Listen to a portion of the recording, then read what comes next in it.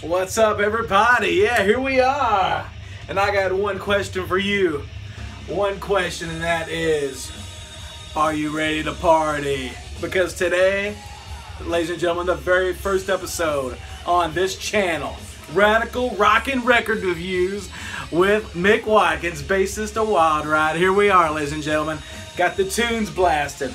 And in case you're wondering, that's my band Wild Ride right there with our debut EP, City Streets. Check it out. Spotify, Amazon, blah, blah, blah. All your favorite streaming services. And soon we will have a Bandcamp up. And this bitch right here, this CD, it will be available on that Bandcamp. But anyway, ladies and gentlemen, I got you all here for one reason. And one reason only. And that's to talk about music. And today, since this is the very first episode, I didn't want to do anything that was really long. I didn't want to do anything that was extremely taxing. I was wanting to do a review of a discography of one of my favorite bands that, you know, is actually kind of smaller. Smaller meaning like, I think, 9 studio albums. So that's what we're going to do today, ladies and gentlemen. But check this out. Got my signature Little Kings out there. Check it out. Got some Little Kings. Not only do we have the Little Kings, check it out. Hang on. Let's go for a quick... we think I can chug the rest of that? I don't know. Let's see. All right, party on, guys. Here we go to drinks and good times. Check it out.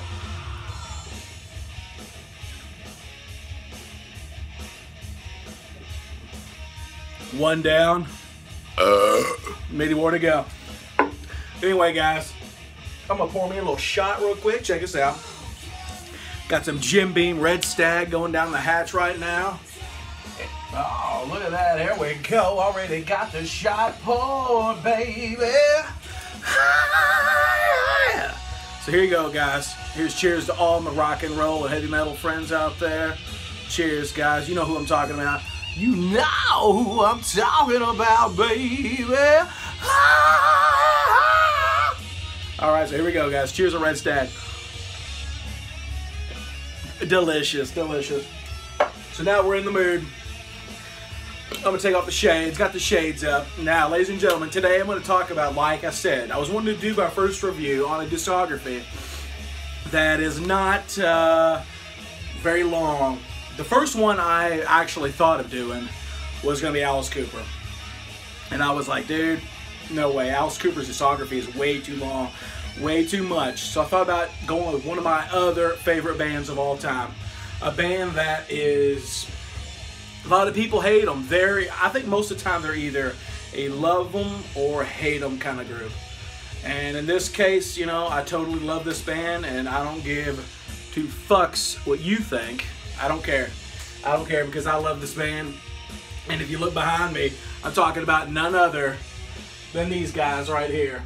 Vince Neil, Mick Mars, Tommy Lee, and Nikki Sixx, otherwise known as Mötley Crüe, ladies and gentlemen. And today, I thought that I would go through my ranking. And I thought this would be good because I'm going to kick off the show and this channel with a review of a band that I love. And a ranking of their releases that I think is gonna maybe piss a lot of fans off, gonna piss a lot of people off because it's such a varied discography.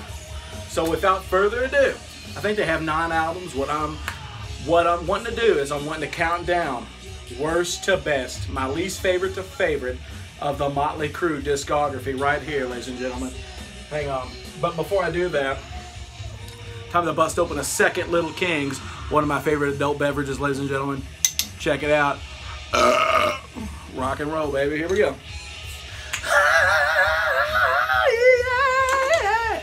So here we go, guys. Second Little Kings down the hatch. Got a shot of Red Stag going on. Got another Little King going on back, baby. Check it out. Here we go. All right. Time for the review. Mötley Crüe, worst to best albums. Here we go. In my opinion, Mick Watkins, bassist of the rock and roll heavy metal band Wild Ride. Check it out. Now, my least favorite Mötley Crüe album. I know, already kicking this shit off with some controversy. I already know. I mean, everything that surrounds this band is controversy. From the band members to the story of the group, all the way down to their fans. I mean, this is a band that thrives on controversy and decadence, blah, blah, blah. You know the story. So my least favorite Mötley Crüe album. Now, let me go ahead and say this.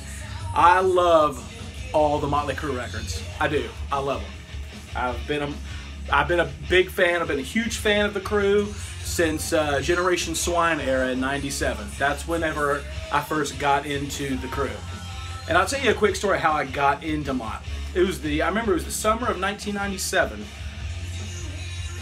I was off school, spring break, blah, blah, blah, blah, blah. And, you know, I was hanging out over at my dad's house. And my dad had this huge giant stereo system in this house in the basement, and I used to just thumb through his CDs all the time. I used to thumb through his CDs. I mean, let's see, this point I was a huge Kiss fan. Kiss was my world, still are, obviously, look around me. But anyway, like, Kiss was my complete world, and I was a big Alice Cooper fan. I loved, let's see what else, God, Alice Cooper, you know, Marilyn Manson, huge fan then. And then I was looking through my dad's, let's see, his collection, and I ran across this CD right here. It was called The Masters of Metal, Wreaking Havoc, 1975 to 1985, Volume 2. And look at that. If you can read this, track number 2, Mötley Crüe, Too Young to Fall in Love, of this CD, excuse me. I first heard this, and that song blew me away. Blew me away. I said, "What, Mötley Crüe?" Is like, this is crazy. And then I started noticing that, you know, the Metal Edge that I was buying, because each month I was always buying Metal Edge magazines and shit. You know, I was like, there's Mötley Crüe. That's those guys. And then from then on, you know, I just started getting their albums, dude, with Generation Swine, Theater of Pain. Those are the first ones I think I got. And it's just been a love affair. Well, a love-hate affair since. But anyway, let's get down to the rankings, guys. I'm not going to babble on too much. So here we go. One more toast.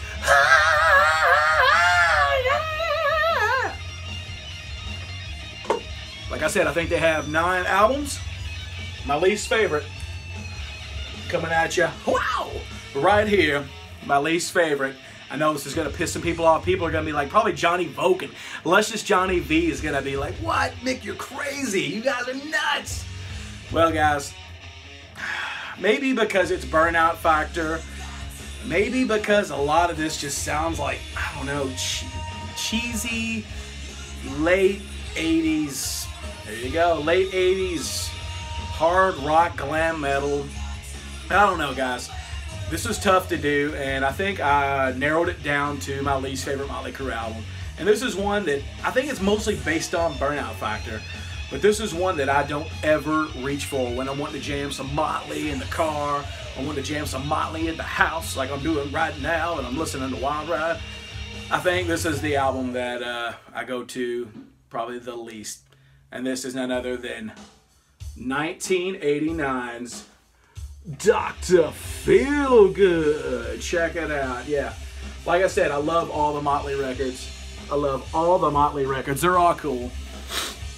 But this one I just think is, I think it's the worst, dude. I mean, to me, this album, it's good. Has a solid-ass production. Probably the best production on a Mötley release.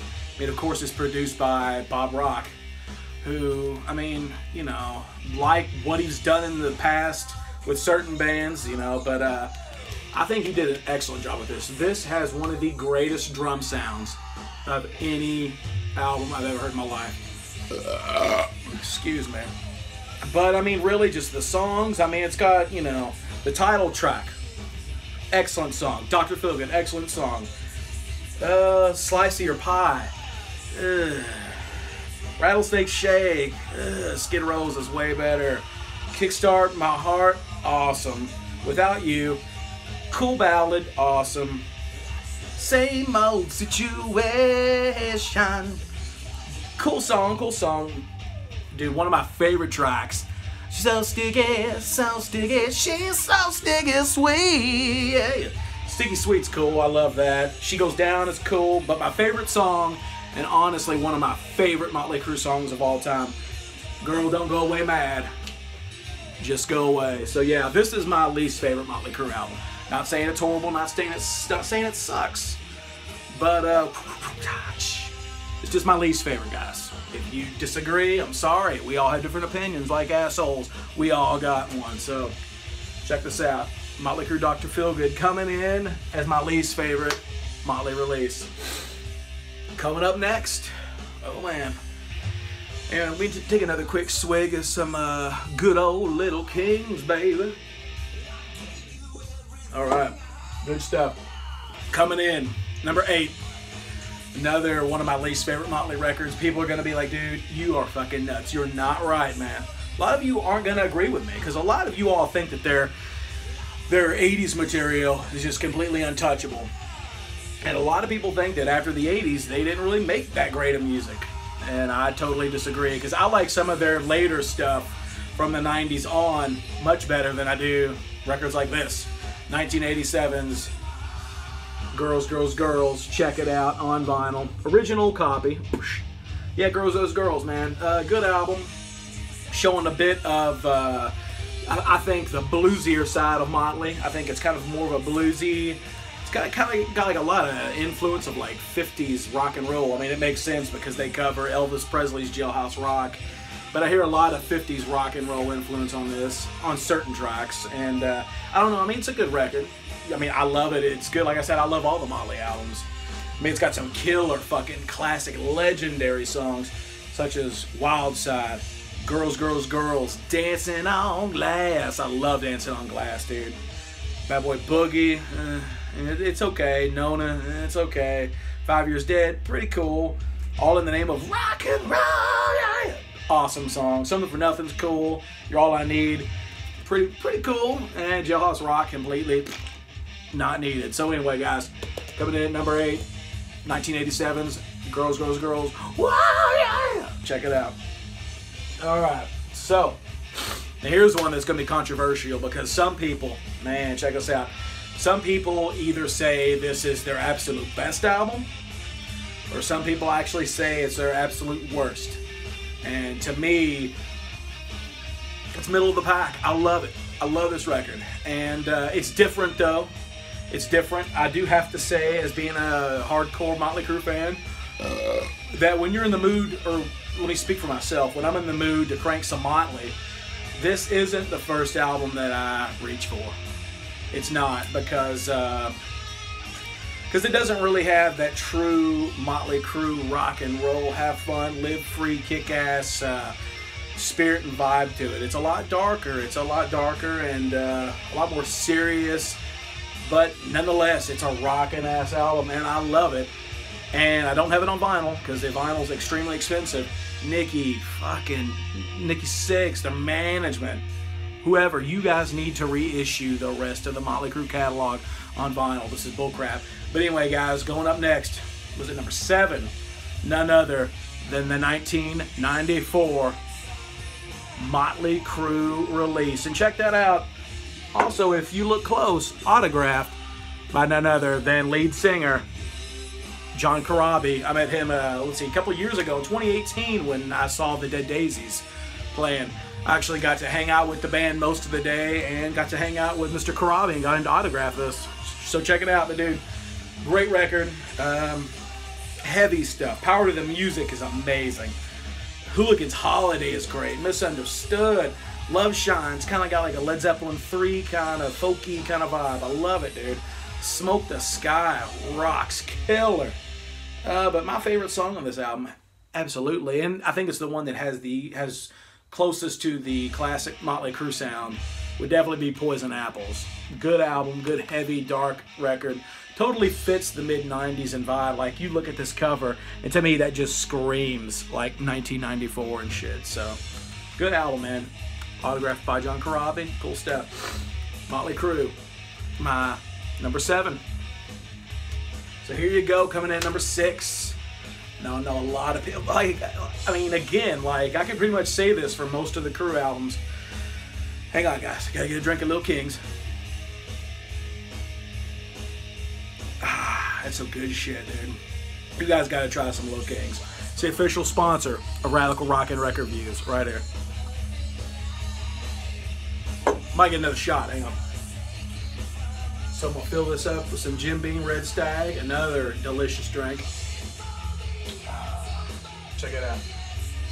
All right, dude, check it out, check it out, check it out. We're going, dude, we're gonna party down. Whoa, yeah, baby.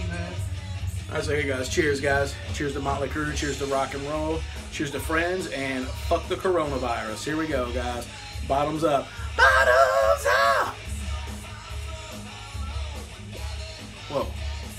Good stuff. All right, so yeah. Number 6 on my list. Here we go. Like I said, another controversial pick. A lot of people hate this, man. A lot of people hate this album, and I do not understand why. To me, I think this is the band kind of getting back at the classic sound of the band, man. I think this, even though a lot of the band members, the classic band members, Mick Mars, Tommy Lee, Vince Neil, didn't really do a lot of songwriting on this, which right there, you should know exactly what album I'm talking about. But I think it has close to that classic Mötley Crüe sound, with a more of a modern edge, or at least a modern edge in 2008. So that leaves me to say, I'm talking about coming in at number 6. Excuse me, once again. Coming in at number 6, 2008's Saints of Los Angeles, dude. I really do think this is a good album. I know a lot of people hate it. A lot of people hate this album because they think it's more like a 6 a.m. record. And I don't really, honestly, I don't really think it sounds too much like 6 a.m. I've heard most of the 6 a.m. stuff, and I'm not a fan. I don't like 6 a.m. But to me, this is, I mean, yes, it's written by DJ Ashba and, what's the guy? Michael, fuck, I don't know. I can't remember his name.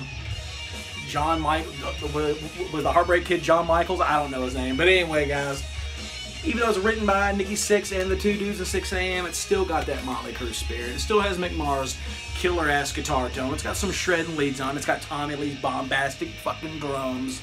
And it's got Vince Neil at the mic. And I really do think Vince Neil's singing is good on this.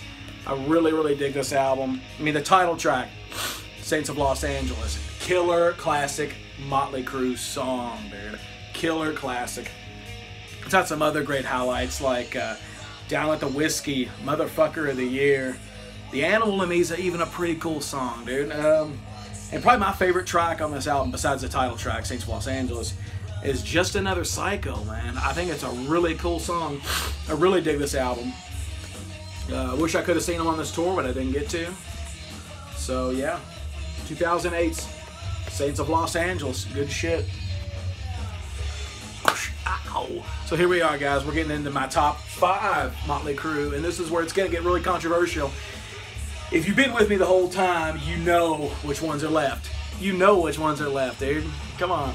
You know which ones are left, but you got to figure out what order they're in. Which everybody, I mean, come on. Everybody knows what the first 2 are, what's number 1 and what's number 2. But you don't know which ones are in there. What order they're in, though. You don't know. You don't know. So anyway, number 5, guys. This is my entry level to Mötley Crüe, like I said earlier. I think it's again, I really, really like this record. It gets slagged by a lot of people. I see it all the time on lots of lists on the internet by the worst albums of all time. And I don't really get it. I don't really understand it at all. But here it is. I mean, okay, it does have one of the worst songs ever in rock and roll history, Brandon. Okay, Brandon sucks. Brandon is a embarrassment. And Tommy Lee, what were you thinking, dude? That's not a good idea.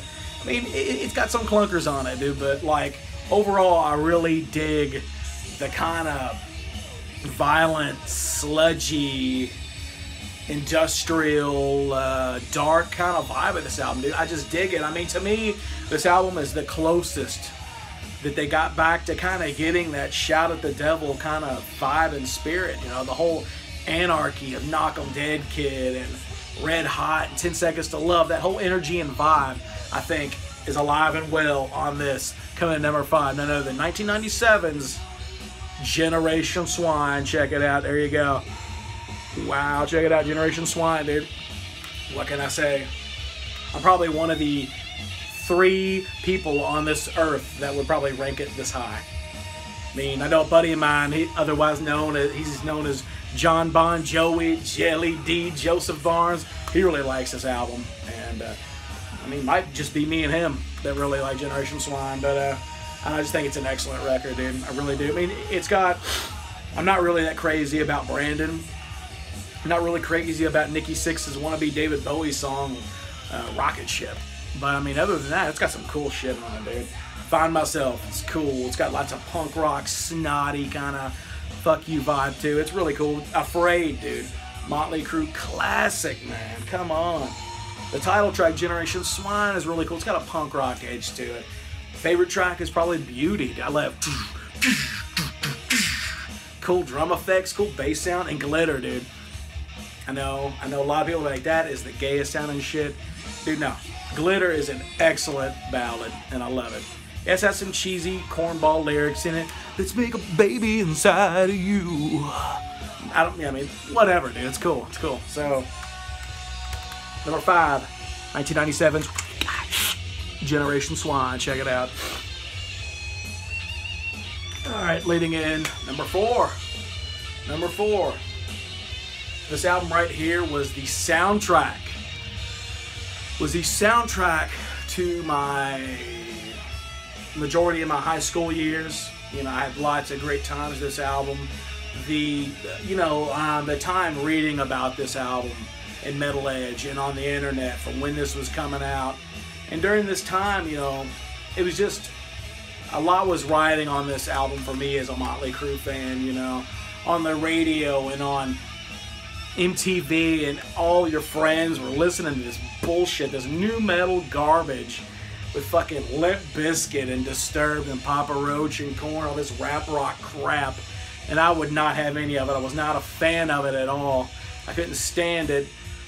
And this album to me was pure salvation during this rough period in rock history, rock and metal history. And this album right here was my salvation. It was, dude, I had lots of good parties, lots of good times listening to this album. At number 4, coming at you, 2000's New Tattoo. Even without Tommy Lee on drums, because he sold out, he ditched Mötley, wanted to be a rapper, of course. He's a fucking trend-chasing bitch boy. You know, even without Tommy Lee, they got Ozzy Osbourne, former Ozzy Osbourne drummer, Randy Castillo. Amazing drummer. Rest in peace, Randy. And they churned out this. This album's not perfect. It's not perfect at all. It has some clunkers. I know First Band on the Moon gets a lot of slack, gets a lot of flack. And yeah, you know, musically, I think it's a badass song. Lyrically, it's okay. The chorus, even if we're out of tune, First Band on the Moon, cheesy as shit. Okay, not really that crazy about that, but as just the song itself, I dig it, man. Cool music, cool verse lyrics, you know. The chorus could have been better, but dude, First Band on the Moon, not bad, not bad, musically. Musically, don't start roasting me and shit. And the song Porno Star, I cannot stand. I don't really like that. But dude, other than that, man, Treat Me Like the Dog I Am, cool stuff, dude. Drag Strip Superstar is awesome. She Needs Rock and Roll, classic Mötley. The song Fake, dude, come on. You're a dirty little bastard, fake. You're on so plastered. Dude, killer stuff. And my all-time favorite Mötley Crüe song right here, none other than Hell on High Hills, dude. Features my favorite Mick Mars solo. Oh man, I love it, dude. That song, classic Mötley. My favorite Mötley Crüe song ever. It's true, it's true, it's true. But yeah, man, killer album. And I do really think this album features my favorite Mick Mars guitar solos, dude. No doubt about it. No doubt about it. I think the band was on fire here with Tommy leaving. I think they were really influenced and they had a lot of fire in them to deliver such a kick-ass rock and roll record. And honestly, I think this was the last time Mötley Crüe really sounded like Mötley Crüe. Like I said earlier on, Saints of Los Angeles has that cool Mötley Crüe classic vibe. But this album is even more though. This is like, you know, this could have been the better follow-up to Dr. Feelgood, honestly. This should have followed up Feelgood. Blah, blah, blah, blah, blah, blah, blah, blah, blah, blah, blah. New Tattoo coming in number 4, guys. Solid release that if you kind of shit on it, you kind of, I don't know, not really dug it, give it another chance, man. Have you a couple drinks, have you a couple smokes, whatever you do, check this out, dude. Here you go. So now that leads down to number 3. You know which ones it is. But what order are they gonna be in? Well, coming in number 3, another album that is fucking hated and just shit on by a lot of people, probably most people. I don't get the hate of that either. We're talking about 1985, Theater of Pain. Yeah, dude. I think Theater of Pain's awesome. Now, I can imagine you go from Shout at the Devil with the pentagram and the leather and chains and the spikes and Red Hot and Bastard, Knock 'em Dead, Get 10 Seconds to Love, and you get to Theater of Pain. Okay, yeah, it's got some pink, it's got some, dude, but I mean, you know, Vince Neil's wearing chicks' clothes and shit, they're all kind of glammy looking, but dude, I mean, yes, it's not as good as the first 3, it's not, but it still has that early to mid 80s classic Mötley Crüe sound. I mean, City Boy Blues, okay tune. Smoking in the Boys Room, okay tune. Louder Than Hell, dude. Best track on this album. Of course, it was a Shout the Devil left over. Louder Than Hell's cool shit, dude. Keep Your Eye on the Money's awesome. Home Sweet Home is awesome. One of my other favorite tracks, Tonight. We need a lover tonight. Tonight. We need a lover. Dude, love it. Raise Your Hands to Rock. Summertime was always right. Just me and you. Oh, I love it, dude. Love it. Save Our Souls. Killer stuff. I know it's not as good as the first 3, but in my opinion, this album is better than anything that came after it. Yes, even the 94 album. I know, I'm crazy. I'm crazy! Maybe a little bit. But it's all just my opinion, guys. You don't have to agree. You just gotta watch. Check it out. Number 3, Theater of Pain. So number 2. What is it gonna be? Number 2. You all think you know what it is, but you really don't. In my opinion, the second best Mötley Crüe record is none other than 1983's Shout at the Devil, dude. This album is a full-on masterpiece, no doubt about it. An early 80s heavy metal masterpiece. This album is perfect. 5 out of 5 stars. If you disagree, you have no fucking clue what you're talking about. You're wrong. You're wrong, dude. Wrong. This album's amazing. Down to the cool ass pentagram on the front. Got the badass fucking picture on the back. Man, Mötley Crüe is just... Mötley Crüe should have stayed on track with this. They should have. They had something going with those first 2 records. I don't know if it was the drugs or whatever that got to them. They kind of... Maybe the rest of it was a response to Razzle's car wreck. I don't know. The controversy around that. But dude, Shout the Devil, complete masterpiece. One of my favorite albums of all time. Shout the Devil, Looks That Kill, Bastard, Knock 'em Dead Kid. Fucking dude. God Bless the Children of the Beast, Helter Skelter, Red Hot, Knock 'em Dead Kid, 10 Seconds to Love, Too Young to Fall in Love, Danger,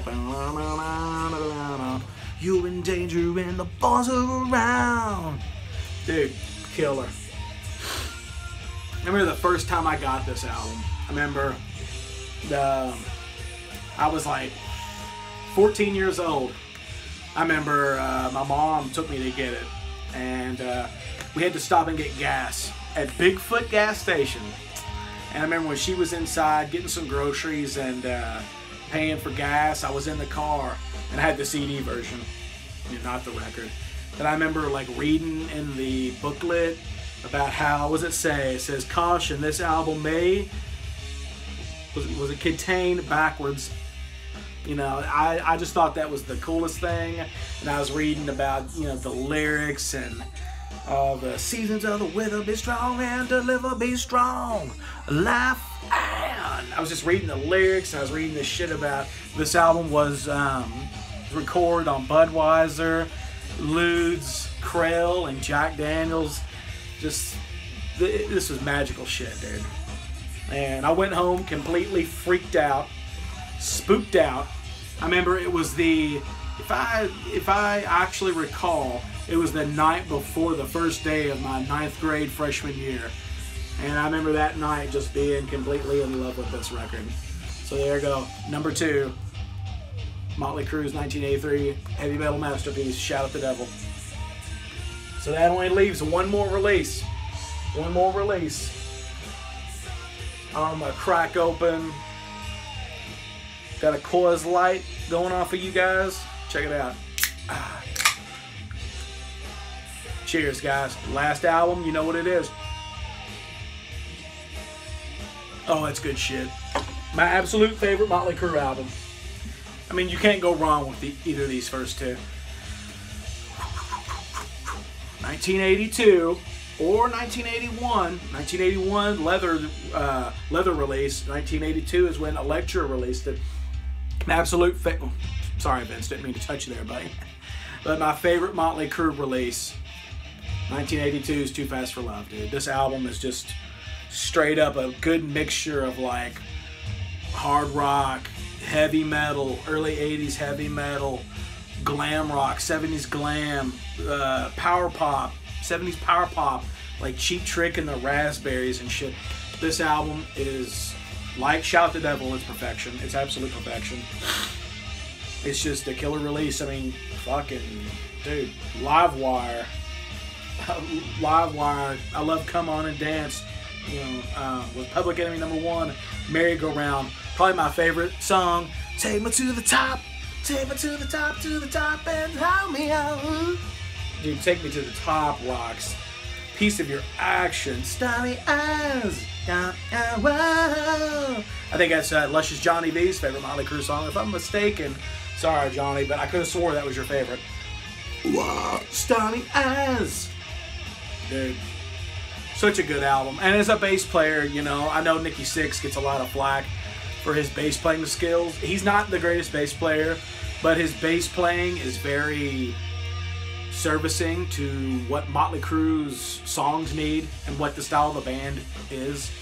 You know, Mötley Crüe doesn't need no funky ass slap bass and shit. You know, and Nikki Sixx holds down the low end very well, and I absolutely love his playing on this album. I mean, this is a huge album. This album is a huge influence on my bass playing ever since I was a teenager. You know, huge influence on my bass playing. And whenever I am writing songs with the band Wild Ride, which you need to check out, whenever I'm coming up with bass licks and bass parts, this album is almost like a Bible of, you know, of influence for me. Huge album for me, guys.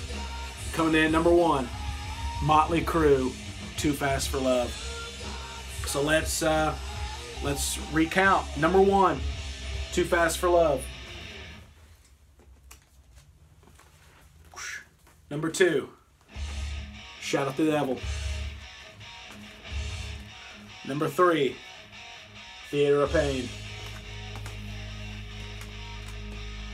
#4, New Tattoo. #5, I know a lot of you people are like, fuck you, Mick, Generation Swine. #6, We Are the Saints. Los Angeles. #7, Mötley Crüe album. I know a lot of you people are like, oh, you're fucking stupid. Ah! Hey, it's my opinion. #8, Girls Those Girls. And last but not least, #9. Again, this album doesn't suck. It's just my least favorite. 1989's Dr. Feelgood. Alright, so guys, thank you all for joining me. My name is Mick Watkins, bass player of the rock and roll band Wild Ride. Check us out on Facebook and Instagram. Official Wild Ride. Thank you all for joining me on the first episode of Radical Rockin' Record Reviews with Mick. So until next time, until we meet again, guys, cheers. Let's have one more drink of Coors Light. One more drink. Toast, guys. Bottoms up, in the words of good old DRL, David Lee Roth. And you know what? I'll even do one more shot of Red Stag with you guys. Check it out. Cool. So guys, once again, thank you all for joining me on this journey. And, you know, coming up soon, you know, we're going to have other reviews. I plan on doing an Alice Cooper review. Plan on doing a Kiss review I did. Let's see, back it wasn't, I think it was Halloween I did the whole 20 album of the Kiss discography from worst to best. And I'm going to do it again, the revised version, here on Radical Rockin' Record Reviews on YouTube, guys. So, without further ado, guys, peace, love, rock and roll. You guys are awesome. Fuck coronavirus. Hope everybody stays safe. And enjoy your night with your loved ones and your friends. Cheers, guys. Until next time, this is Mick, bassist for Wild Ride, saying, bottoms up! Yeah! Peace, guys. Rock and roll.